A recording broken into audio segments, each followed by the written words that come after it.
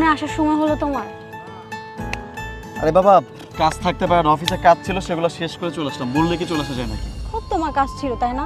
আমি যে এখানে এতক্ষণ ধরে বসে আছি এই জন্য তোমার একটুও খারাপ লাগেনি তাই না? আরে বাবা, সমস্যা কোথায়? তাছাড়া তোমাকে তো আর কেউ বিরক্ত করবে না, তাই না? মানে মানে তোমার দিকে তো আর কেউ তাকাবে না, ওটাই বললাম। না, তোমাকে একটা কথা বলার ছিল। হ্যাঁ বলো। চলো না আমরা বিয়ে করে ফেলি। কি বলতেছো? এখন আমি বিয়ের জন্য প্রস্তুত না, এখন আমি বিয়েটাই করতে পারবো না। আরে মাত্র 3 জন গেলে তো বিয়ে হয়ে যায়, তুমি আমি আর একজন সাক্ষী। আমি তো বললাম আমি আসলে এই মুহূর্তে বিয়ের জন্য প্রস্তুত না। প্রস্তুত না মানে? আমি না আসলে তোমাদের ছেলেদের এই সব কথার কোনো মানে খুঁজে পাই না। আচ্ছা, তুমি যদি কিছু মনে না করো আমি একটা কথা বলতে পারি তোমাকে? হ্যাঁ বলো।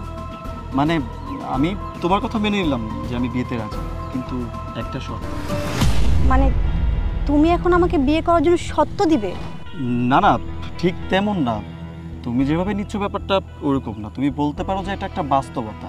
মানে এই মুহূর্তে আমি বিয়ে করতে পারি যদি তুমি আমাকে 10 লক্ষ টাকা দাও। আচ্ছা আমি বুঝলাম না, তুমি কি আমাকে ভালোবাসো না? অবশ্যই ভালোবাসি, বাসবো না কেন? তাহলে এবার মজা কেন করছো? দেখো, টাকাটা তো আমার জন্য না, টাকাটা আমার ফ্যামিলির জন্য। আর তাছাড়া যদি তুমি 10 লক্ষ টাকা দাও আমি আমার ফ্যামিলিটাকে ম্যানেজ করতে পারবো। আর এরপর আমি তোমার হাত ধরে সারা জীবন কাটাতে পারবো, আর কোনো প্রবলেমই হবে না। মন্না, তুমি কি সিরিয়াসলি কথাগুলো বলছো? হ্যাঁ আমি সিরিয়াস। দেখো তুমি কিন্তু কথাগুলো অন্যভাবে নিচ্ছ। মানে এটা তো একটা বাস্তবতা, আর তোমাদের মতো মেয়েদের তো অনেকটা এরকমভাবে বিয়ে হয়, তাই না? তুমি কি আমাকে সত্যিই ভালোবাসো? অবশ্যই ভালোবাসি। ভালোবাসলে এখন আমাকে এভাবে কথাগুলো তুমি বলতে পারতে। দেখো আমি আবারও বলতেছি, তুমি ব্যাপারটা কিন্তু একটু অন্যভাবেই নিচ্ছ।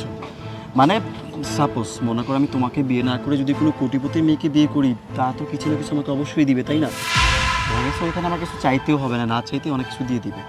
আর সেক্ষেত্রে তোমার মতো একটা মেয়ে আমার বাসা ম্যানেজ করার জন্য অ্যাটলিস্ট 10 লক্ষ টাকা তোমাকে দিতেই পারো, তাই না? আমি তো আর এর বেশি কিছু চাচ্ছি না, আর আমি তোমাকে ভালোবাসি।